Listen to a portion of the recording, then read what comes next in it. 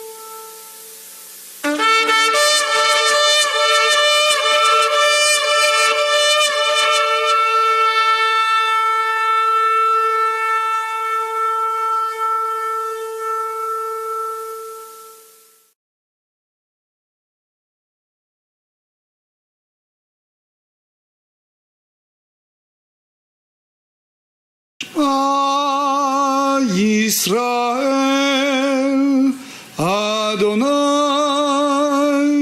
אלוהינו אדוני אחד ואהבת את אדוני אלוהיך בכל לבבך ובכל נפשך ובכל מאודך והיו הדברים האלה אשר אנוכי מצווך היום על לבבך ושיננתם לבניך ודיברת בם בשבתך בביתך ובלכתך בדרך ובשוכבך ובקומך וקשרתם לאות על ידיך והיו לטוטפות בין עיניך וכתבתם על מזוזות ביתך ובשעריך.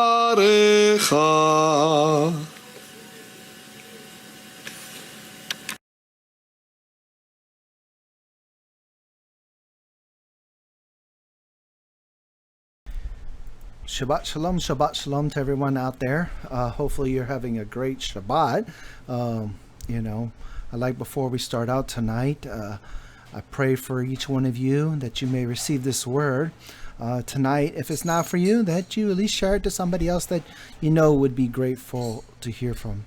And if you like this, I also ask you to make sure you subscribe to the channel and make sure you click that notification button below, so that way you get notifications each time that a message comes out. And as you can know, this time that the time did change. So with that being said, if you had that notification, you would have known that I had just came alive. So but hopefully you guys had a blessed week. Remember, you shall work 6 days, and in the seventh day you shall rest, and make sure you're resting in him. And hopefully you've been blessed through this whole week. If not, go to the Father and pray on it. And this is where we see, with tonight's message with Jacob's ladder, and we'll see how that connection goes in between our prayers that we send up, to the Father, and what does he send down. So with that message, as we start tonight, I pray each one of you that you receive this message. So Father, I give you all the honor and glory, Father. I lift each one of you up tonight, Father, that whoever hears this word, that they may receive it, Father, in due time. If it is not for tonight, Father, they will be able to put this to the side. And when they're ready for it, Father, that you will open their eyes and remove the veil from their eyes, Father. And if anybody that's here needing anything, Father, allow the Spirit to talk to them. Allow them to bring it to you, Father, for your grace and glory, Father, that you will make them righteous in you, Father, that they may receive your gifts, whatever it is that they need, and whatever you believe that they need to, Father, because what we believe and what he wants for us is not always the same, Father. So with that being said, if anybody's there needing anything tonight, Father, I lift them up to you, Father, that whatever, if it's healing or it's provision or even grace, Father, allow them to receive it in your time. In Yeshua's name I pray. Amen.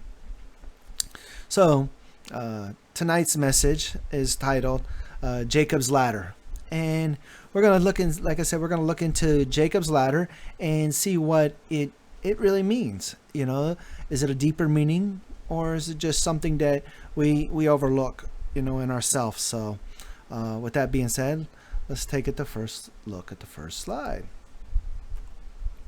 In Genesis 28:10, it starts out and it says, and Jacob went out from Beersheba and went towards Haran. And he came unto a place, and he stayed the night there, for the sun had gone. And he looked, and he took stones on the place and placed them as his head. And he lay down in that place. And he dreamed, and he behold, a staircase was placed on the earth, its top reaching to the heavens. And behold, the messengers of Elohim were going up and going down on it. And behold, Yahweh stood above it and said, I am Yahweh, the Elohim of your father Abraham, and the Elohim of Isaac. The land of which you are lying, I will give to you and to your seed. And your seed shall be the dust of the earth. And you shall spread to the west and to the east, to the north and to the south. All the families of the earth shall be blessed in you and your seed. And behold, I will be with you, and will guard you in every place in which you may go, and will bring you back to the land, to this land. For I will not forsake you until I have surely done that which I have spoken to you.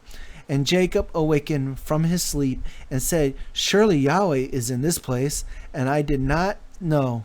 And he was afraid and said, how fearfully is this place? This is not accepting the house, nothing accepting except the house of Elohim, and this is the door to heaven. And Jacob started up early in the morning and took the stone which he had placed at his head, and he placed it as a pillar, and he poured oil on it, on top of it, and he called the name of that place Bel Elet, and yet the name of the city was first Luz.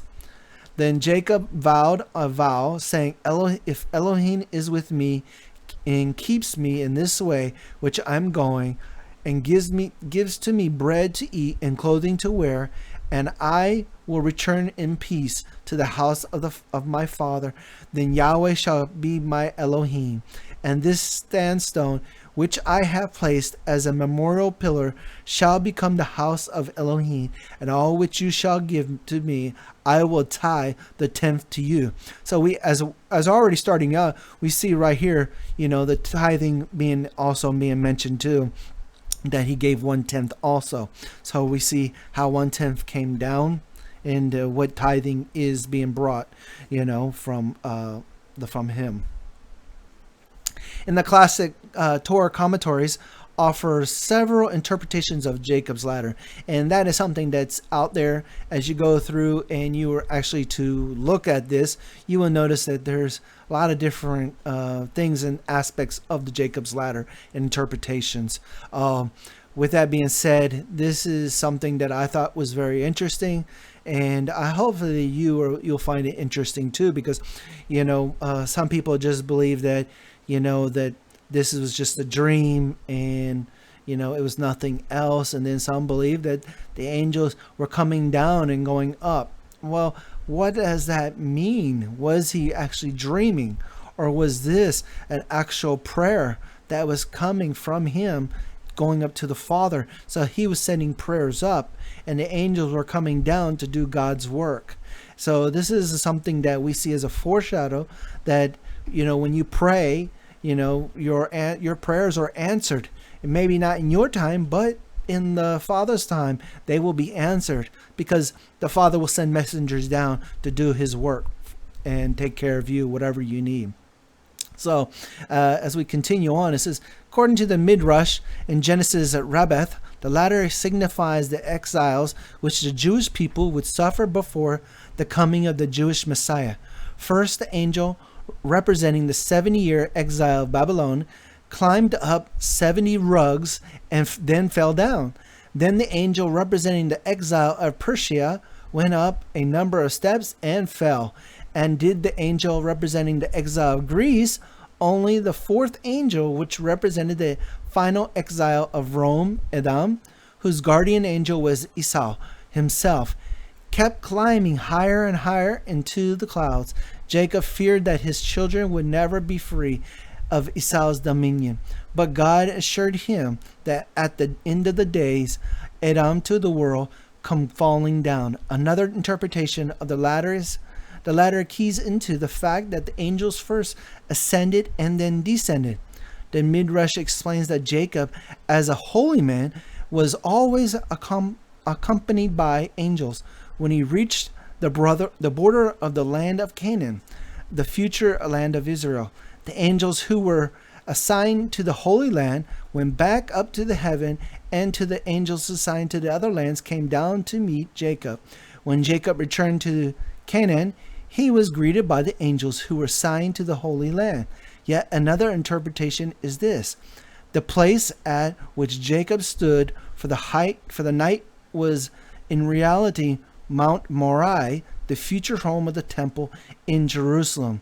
The ladder therefore signifies the bridge between the heaven and the earth, as prayers and sacrifices offered in the Holy Land, or the Holy Temple, is soldered a connection between God and the Jewish people. Moreover, the ladder alludes to this giving of the Torah as another connection between heaven and earth. Its interpretation is also significant that the Hebrew word for ladder is Salam, the name of the mountain of which Torah was given, Sinai. The same gematria has the same value as the letters. The Hellenistic Jews, a philosopher Philborn in Alexandria, presented his interpretation of the ladder in the first book of his Dema Similius. There he gives four interpretations which are not mutually exclusive. The angels represent souls descending to and ascending from bodies. Some others consider this to the Philio's clearest reference to the doctrine of the reincarnation. So yes, some believe that, with the Jacob's ladder, this was kind of like a reincarnation dream, and this is where you got some of the religions believe that, once you died, you were going to heaven and you were coming back as a different person. So this is where that theme and theory comes from. For those other religions, they believe that. In the second interpretation, the ladder is the human soul, and angels are God's logi, is pulling the soul up in distress and descending in compassion. In the third view, the dream depicts the ups and downs of the life of the practicer, the virtue of versus sin. So, and in the final, the angels represent the continually changing affairs of men. The hilltop overlooking Israel, the settlement of Bel-El north of Jerusalem that is believed by some to be the site of Jacob's dream, is a tourist destination during the holiday of Sukkot. So this is another one which was very interesting that, that they mentioned, was that during that time, a lot of people like to go on Sukkot to see where, Jacob was Sukkoting, and they would see, because they believed that he was out there and he had his dream, which is also something else is interesting that I thought, one of the other interpretations is, you had the souls of the humans that were being pulled up, and then the descending was the compassion. Also, we see, there's the implication of, the soul fighting against, the sin that we cause, or we end up doing, against God, So this was something that is interpreted from Jacob's ladder. And Jesus said in John 1:51, and he said unto him, Verily, verily, I say unto you, hereafter ye shall see heaven open, and the angels of God ascending and descending upon the Son of Man. This statement has been interpreted as the association or implicating Jesus with the mystical ladder, in that Christ bridges the gap between heaven and earth. Jesus represents himself as the reality to which the ladder points, as Jacob saw in a dream, the reunion of heaven and earth. Jesus brought his reunion, metaphorically, the ladder, into reality. Adam Clarke, in the early 19th century methodologist, theologian, and Bible scholar, elaborates that by the angels of God ascending and descending is to be understood that a perpetual intercourse should now be open between heaven and earth through the medium of Christ, who is God manifested in the flesh. Our blessed Lord is represented in this meteorological capacity as the ambassador of God to man, and the angels ascending and descending upon the Son of Man is a metaphor taken from the custom of dispatching carriers or messengers from the prince to his ambassadors in a foreign court, and from the ambassador back to the prince. The theme of a ladder to heaven is often used by church fathers. Irenaeus in the 2nd century describes the Christian church as the ladder of ascent to God. In the 3rd century, Origen explains that there are two ladders in the life of a Christian: the ascetic ladder that the soul climbs on the earth by way of a resulting in and increasing in virtue, and the soul's travel after death, climbing up in the heavens toward the light of God. In the 4th century, Gregory Nazianzus speaks on ascending Jacob's ladder by successive steps toward excellence, interpreting the ladder as an ascenic path, which St. Gregory Nazianzus Moses climbed on Jacob's ladder to reach the heavens, where he entered the tabernacle not made with hands, thus giving the ladder a clear mystical meaning. The ascetic interpretation is found also in the St. John Chrysostom, who writes, and so clearly mystical meaning, and so mounting as it were by steps, let us get to heaven by Jacob's ladder. For the ladder seems to me to signify in a riddle by the vision of a gradual ascent by means of virtue, by which it is possible for us to ascend from earth to heaven, not using material steps, but improvement in correction of manners. Jacob's ladder, as an analogy for the spiritual ascent of life, enjoyed wide influence thanks to the classical work of the Ladder of Divine Ascent by John Clickus. So, one also believes that with the Jacob's ladder, these are like our steps to the righteousness that we, if you become in Christ and you have Christ in you and you've received him and now you have the Messiah in you, then as you walk in him, the closer you get. So you have that metaphorical representation, you getting closer to the Father. So as you do more, I don't want to say more works, but as you improve yourself in your spiritual walk, you're getting closer and closer to the Father, because then you got less and less sin. It says, now Jacob went to his uncle Laban, and he found a place and fell asleep there, laying his head on the stone. For the sun was set, and there he saw a vision. And lo, a ladder was set up on the earth, whose top reached unto the heaven. And the top of the ladder was a face as of a man, who out of fire. Now it had 12 steps on top of the ladder, and upon each step of the top were 2 human faces, on the right and on the left.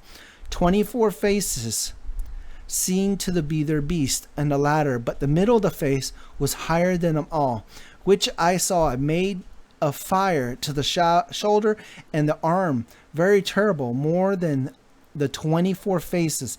And as I looked, behold, the angels of God ascending and descending therefore on. But the Lord was set above it, and he called me, saying, Jacob, Jacob. And I said, Here I am, Lord. And he said to me, The land where thou sleepest I will give to thee and to thy seed after thee, and I will multiply the seed as the stars of heaven, as the sand of the sea. Through the sea shall all the earth be blessed, and they that dwell thereon unto that last times, the years of the end. My blessing wherewith I have blessed thee shall pour out from there thee unto the last generation. All in the east and the west shall be full of thy seed. And when I heard it from above, fear and trembling fell upon me, and I rose up from my dream. And while the voice of God was yet in my ears, I said, Oh, dreadful is this place. This is the none of other but the house of God, and this is the gate of heaven. And I set up the stone, and that was under my head of a pillar, and poured oil on top of it, and I called the name of that place the house of God. So, and it says that, and it says just as a supplement, and I prayed to God and said, The Lord God of Adam of thy, and the Lord God of Abraham and Isaac my father, and all those of whose ways are right before thee, thou that sittest mighty upon the cherubim and upon the throne of the majesty of fire full of eyes. As I saw in my dream, that holds the cherubim with 4 faces, that bear the Sephrim full of eyes, that bears the full world under his arm, and is born of none. Thou dost establish the heaven for thy glory, for thy name. Thus thou hast spread out upon the clouds of the heavens, and the heaven that flieth. Under thee, that under it thou mayest move the sun, and hide in it the night, lest in the beheld. For God, thou hast ordained the way for the moon and the stars, and thou markest to wax and wane. But for the stars, thou hast condemned them to pass over the last days, who shall be supposed gods before face of the majesty with the 6-winged Sephron, fear and hide their feet and their face with their wings, and with their others they fly and sing 2 lines. Go, now help, which omits all the invocation. Highest with the 12 faces, many named, fury, lightning formed, Holy One, Holy One, Holy One. Jacob, Jehovah, Jehol, Sabakas, Chabad, Sabbath, Omelech, Alabar, Amen. And it says, Sabarek, eternal king, strong, mighty, very great, long suffering, blessed one. Thou fillest heaven and earth, and the sea and the abyss, and all eons with the glory. Hear my song wherewith I have praised thee, and grant my petition, for which I pray to thee, and show me the interpretation of my dream. For thou art strong and mighty and glorious as holy God, the Lord of me and my fathers. This rather resembles the prayer in the Apocalypse of Abraham, in which the translation is published in the series. And while I was set and spoke my prayers, there appeared a voice before my face, saying, Saraka, prince of them that rejoice, or of the servants, is also said. Thou that art of our visions, go make Jacob to understand the interpretation of the dream which he saw. Show him all the things whatsoever he saw. But first bless him. And he, archangel Sarkal, came to me, and I saw it. Was a face of a lion gone, terrible, but I did not fear before his look. For the face which I had seen him in the dream was more than this, and I feared not the face of an angel. And the angel said to me, What is thy name? And I said, Jacob. But I read, he said to me, Thy name shall not henceforth be called Jacob, but the name should be like my name, Israel. And when I came and from Fadam, this is also in the Apocalypse, Abraham in Syria, to meet my brother Esau, he came to me and blessed me and called my name Israel, and told me not his name until I adjured him, and then he told me. Because there is a confusion here. It seems between the two incidents of the ladder and the wrestling, I have wondered whether a dim reflection of the prayer of Joseph is to be traced in this paragraph. But the text is evidently a bad state, has merely the statement that an angel came and said he was sent to interpret the vision.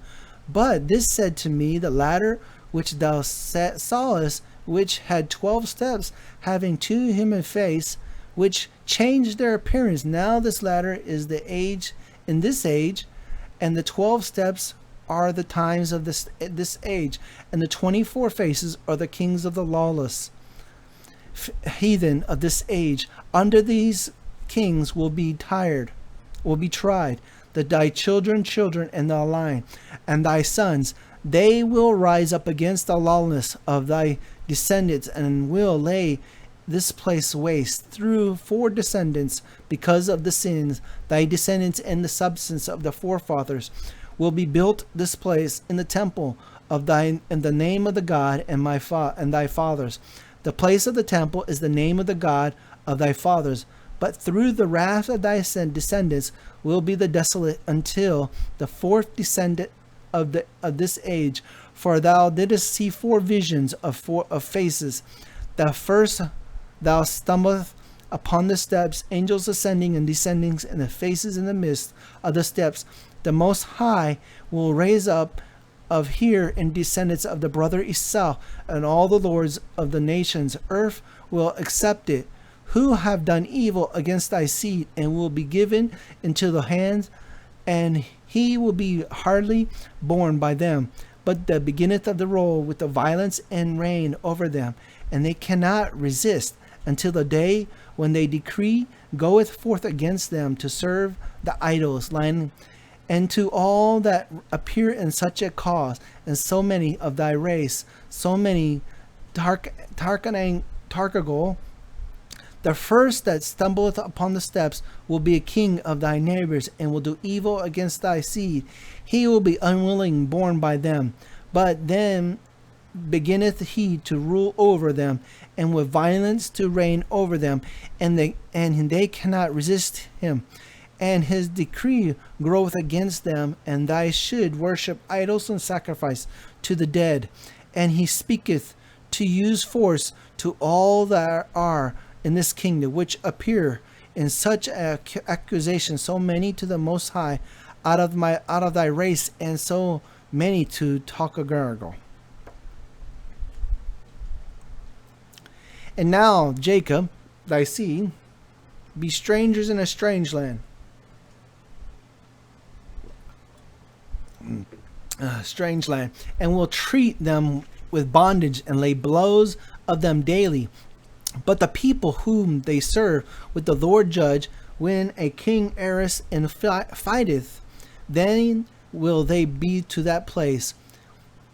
Then will thy seed, even Israel, go forth out of the bondage of the heathen who ruled over them with violence, and will be set free of all reproach of their enemies.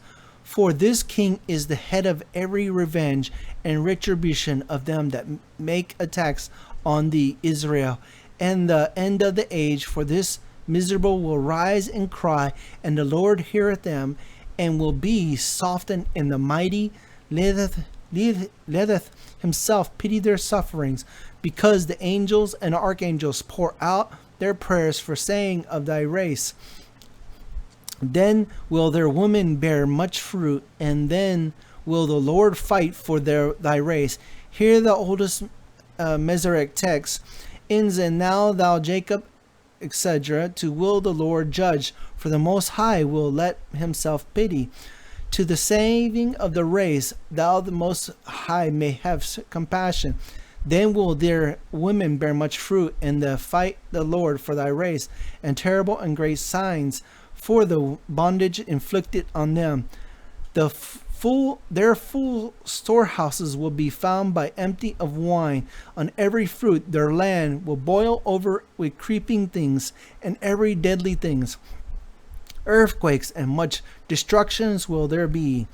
Then will the Most High accomplish his judgment on that place, and will lead forth thy seed out of the bondage of the heathen, which rule over them with the violence, and they will be saved the reproaches of their enemies. But the head of the king will be revenged, bitterly standeth he upon against them. But the cry and the Lord heareth them, and poureth out his wrath upon the leaveneth, the sea of serpent, the smith of the lawless, Dalcon with the sword against the God of gods. Raiseth he up in his pride, but then Jacob appeareth thy righteous, and thou that of the fathers, and of them that shall be after thee.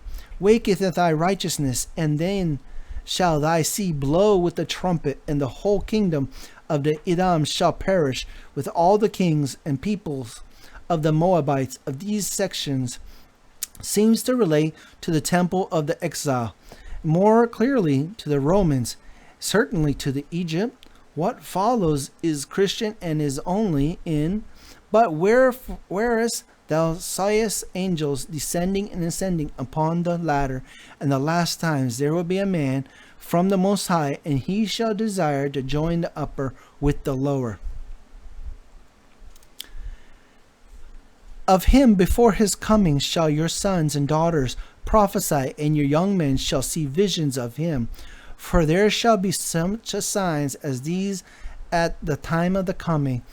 A tree felled by the axe shall drop blood. We see that. Boys of 3 months old shall speak rationally. A child in his mother's womb shall proclaim his way. A young man shall be as an old man. And then cometh and that expected one, whose path will be perceived by no man. Then will the earth rejoice, because it have received the glory of the heaven. That which was above shall be below, and of thy seed shall grow up an royal root, or the root of a king. And he shall increase and destroy the power of the evil one. But he himself should be a savior of the heathen, and the rest of them that are weary, and a cloud which sitteth with the whole world from the heat. For otherwise that which is disordered could not be put in order. If he came not, otherwise that which is below could not be joined to what is above. Now at this coming will images of brass, or calves of brass, the stone, and all graven things utter their voice for 3 days long, and they announce to the wise man, and let them know what he will befalling on earth, and by the star will they know the way to him, when they see him upon the earth, what the angels see not above. Then will the Almighty be found in a body on earth, and encompassed by the arms of a mortal, and he reneweth the state of a man, and quicketh Adam and Eve that died through the fruit of the tree. Then will the deceit of the godless one by overcome all idols for all on their faces, for they will be put to shame by one who is adorned with honor, because they made lying inventions. Thenceforth will they have power to rule or to give prophecies, for their honor will be taken from them, and they will remain without glory. For he, the child that is come, taketh the power and might from them, and accomplish to Abraham the truth, righteousness, which he promised him. Then he, for his child, roundeth of all that is sharp, and every rough thing maketh he smooth, and he casteth of all unrighteousness into the depths of the sea, and he doeth wonders in the heaven and on earth. He will be the wounded in the midst of the house and of the beloved, or beloved houses, evidently the houses of his friends, Zechariah, and we see that in Zechariah 13:6. But when he wounded them also, the saving and the end of all corruption draw near. For they that have wounded him shall themselves receive a wound which shall not be healed for them forever. But the wounded one shall all creatures worship, and upon him shall many hope, and everywhere and among all the Gentiles shall be known. But they that have known his name shall not be put to shame, and his own might and his years shall not fail forever. So if we look at this, another interpretation, is that it's being mentioned here is that this is going to be like towards the end of time. And we see that, the Father came here before and he went back up, but he's going to be coming back down again and to take his people back up. And the people that are not following will be cast out into the sea. So that's kind of like, a judgment, the tribulation as we see here. And the Jacob's ladder is a ladder leading to heaven that was featured in a dream the biblical patriarch Jacob had during his flight from his brother Esau in the book of Genesis, is what we see.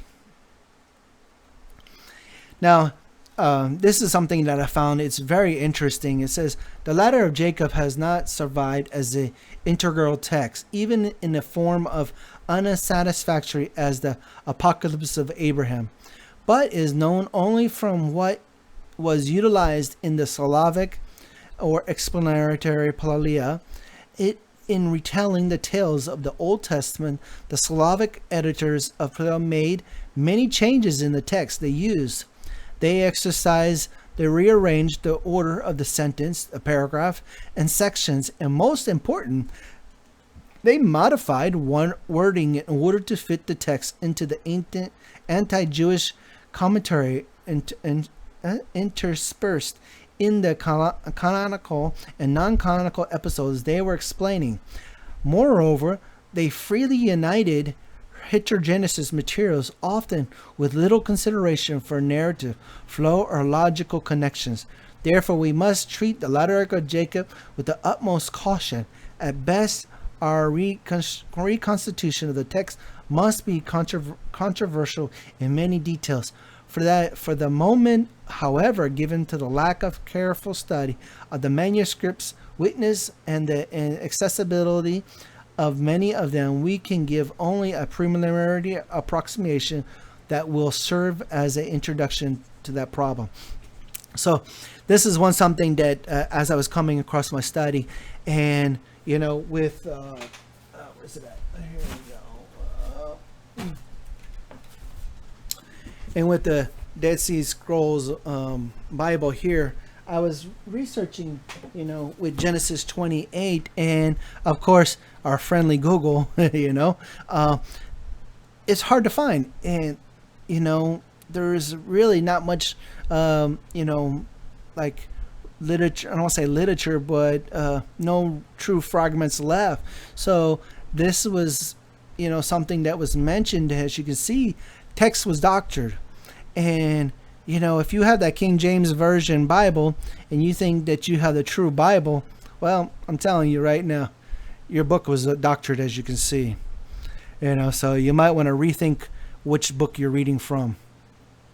The original Slavic version of the ladder was modified in slightly different ways by the two traditions in the history of the Pali text. Recension A is the more conservative, but is married by the omission of the condition text after 7 and 9.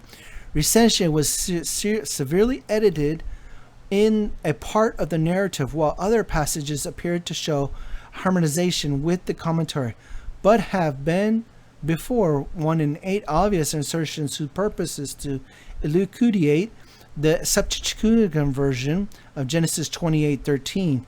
In recension, in B, the major portion of Jacob's count is in 2:3 through 5:1 is reduced to a banal prayer in the matter-of-fact appearance of nameless angels who start to explain the vision. Otherwise, recension B continues through the end of the chapter of 7. A, on the other hand, abruptly moves to the middle of 6 and 9 to the commentary that B flows 7 through 35. There is nothing to indicate that this omission was a real editorial decision. It is possible that other 3 copies go back to a model based on defective manuscripts. In any case, commentary jumps back to other brief and haphazard interpretations. And then much more detailed and discriminately organized exegesis in chapter 7. Chapter 7 is probably regarded as a separate work and is connected to the latter only by the names or the means of grammatical and incongruent sentences referring to the angels descending and ascending. Otherwise contains no edible references to Jacob. Modern scholars have regarded it as a part of the latter because the Paleontology has it. With it is long commentary between the materials clearly connected with Jacob's vision as Bethel and his continued journey to Laban. The ladder of Jacob is elaboration of Jacob's dream at Bethel in Genesis 28 through 11:22. Resting during his flight from Esau, Jacob sees in a dream ladder of staircase reaching from earth to heaven at the top of the fairy image and on the right and left of each. Okay, so we see that Jacob awakens, concentrates in the place, and utters a long prayer. Unfortunately, somewhat garbled and possibly shortened in the transmission of the text, asking God of the interpretation of the dream. God orders the archangel Sariel to bless Jacob and explains the dream. Sariel prayers to Jacob and changes his name to Israel. An obscure passage may have offered an interpretation of Sariel's name. There may well be a substitutional omission here. Sariel says the ladder of the staircase is the age of the 12 steps, are the periods of the age, the faces of the busts of the king and godless of the Gentiles who were tried Jacob's descendants. The iniquity of these descendants will bring retribution. Unfortunately, the text is too corrupt to allow any clear definition of. So, as you can see, the text has been so doctorated, so bad that it's hard to really decide, because when they found this text itself, it was in pieces. So they tried to piece it back together, and trying to piece something back together, you might not have the true word. So with that, something, when you come across this, you want to make sure, as you read it, what was the real count that was happening and what's the true meaning behind this. The theological portents says belief of one God emphasized in the ladder of Jacob. God is Lord of the world. He is the one who is carrying the world under his arm, yet not being borne by anyone. He made the sky, set the order of the movements for the sun, the moon, and the stars, and fills the heaven and earth, the seas and abyss, and all the ages with this glory. Yet it is not clear that Jewish monotheism is emphasized in the latter. The existence of other gods is not denied, and often it seems that the God of Adam and Abraham, Isaac, and Jacob is the God of gods. You are a God who is mighty, powerful, and glorious, a God who is holy, my Lord and Lord of my fathers. Likewise, thoroughly, monotheism seems to the foreign to the latter, since Falcon raises the wrath of God of gods by his pride. Angels, of course, play a prominent role in the ladder. They ascend and descend, which is the characteristics of traditions related to Jacob. Elsewhere, the emphasis is upon the angels descend and then ascending. The archangel Sariel, who is also mentioned in the Qumran scrolls, Aramaic and Enoch, and the Nufta Targum, is said to be the one who is in charge of the dreams. Hence, he is the one who is dispatched to Jacob in order to explain to him the meaning of his dreams. So we got the ladder of the descent. The ladder of divine ascent, or ladder of paradise, is an important essential treatise of monotheism and Eastern Christian, written by John Climacus in 600 AD at the request of John Abdat. Okay, and it says, the scholar which obtained an immense popularity has made its author famous in the church, is addressed in the Archelites and the Cenobites, and treats of the means by which the highest degree of religious perfection may be attained, divided into 30 parts or steps, in a memory of the 30th years of the life of the Christ, the divine model in the religious. If presents a picture of all the virtues and contains a great many parables and historical touches, a drawn principle from the Mosaic life, and the exhibiting practical application of the precepts. At the same time, as the work is mostly written in a concise sententious form, with the aid of apophorism, and the reasonings are not sufficiently closely connected, is also at times somewhat obscured. This explains his having been subject of various commentaries even in very early times. The most ancient of the ancient manuscripts containing the Scala is found in the Bibliothèque Nationale in Paris. It was probably brought from Florence by Catherine de Medici. In some of these manuscripts, the work bears a title of Spiritual Tables. So this is just another image of what we see, as believers, in the Messiah. As you can see in the picture here, we start to climb as we get closer. As we get closer, we're climbing towards God. And as we start to go up, of course, you see who's pulling you down. You've got, the demons that will pull you down. Satan's going to have his demons. They're going to keep pulling you. And as you start to go up and up, you should be walking closer and closer towards God. So the less likely you shall fall. But there are even some who even get towards the top, even fall down. So as you go up, you definitely want to be careful as you go up, because the more chances you could fall. Now these are from here we got the 30 steps, is what it says. Okay, this was very interesting, I thought, and it says 1 through 4 is called the renunciation of the world and obedience to the spiritual father.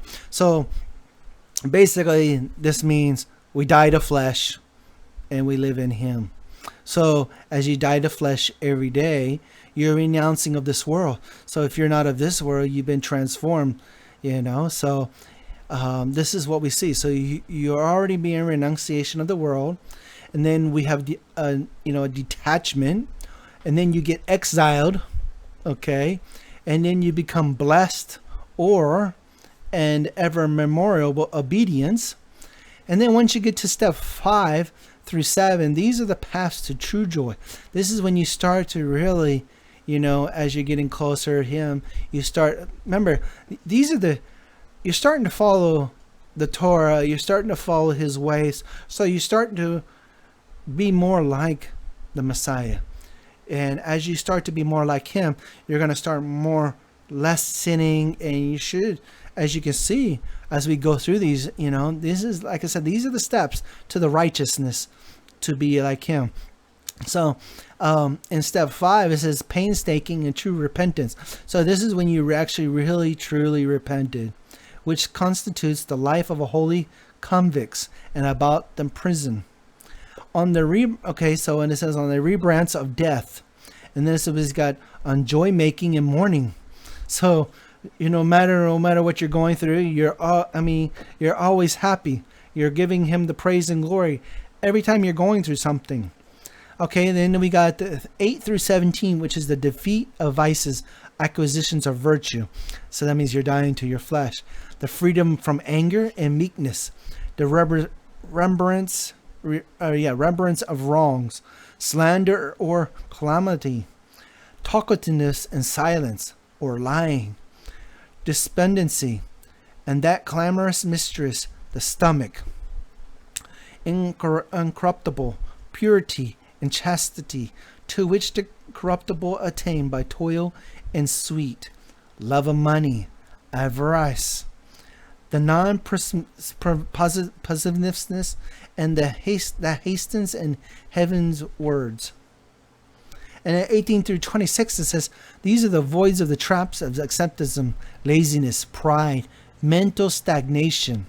So this is where some of people who become followers of God, and they said they want to become followers of God, and they say they're a Christian, but then they get that mental stagnation because they get to the point where they're like, oh, okay, I've been saved, that's it. No, as you can see, the 30 steps, this is going to take you to closer to God. So don't stop here is basically what you're learning. So you want to avoid these. On an insensibility, that is deadening of the soul and the death of the mind before the death of the body. On sleep, prayer, and psalmody with the brotherhood, so you're not praying for others. The bodily vigil and how to use it to attain spiritual vigil and how to practice it. So that means memory prayer. In unmanly and purely cowardice. On the many forms of vainglory. And it says on the mad pride in the same step of unclean and blemished thoughts. So you're always having pure thoughts. And concerning unmentionable blemished thoughts. Remember, pure thoughts. Unmeekness, simplicity, and gluttonousness, which come not from the nature but from conscience, effort, and goal. On the destroyer of passions, most sublime humility, which is rooted in spiritual perception. On discernment, on the thoughts of passion and virtues. An expert discernment, brief summary of the aforementioned. Okay, and then in 27 through 29, okay, if you make it this far, it says acquisitions of peace of the soul, of the prayer of the apatheia.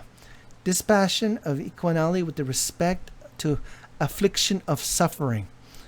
The holy stillness of the body and soul, different aspects of stillness and how to distinguish them. On holy and blessed prayer and mother of virtues, and on the attitude of mind and body and prayer. Concerning heaven on earth, godlike dispassion and perfection and resurrection of the soul before the general resurrection. And in step 30, concerning the linking together the Supreme Trinity among the virtues of a brief exhortation summarizing all that has said at the length of this book.